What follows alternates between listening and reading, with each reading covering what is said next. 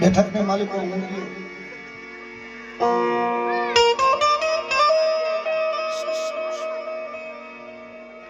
દીકરાને એમ થયું કે કોઈ હાડી ઉગી, કોઈ 2 રૂપિયા આપે,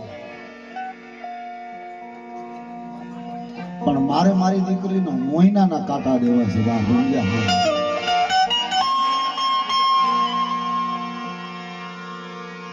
હોથી 250 દીકરીઓ હતી. 200 થી મામા બરોબર ને? 200 થી 250 દીકરીઓ હતી. 200 થી 250 દીકરીનો મહિનાના કાંટા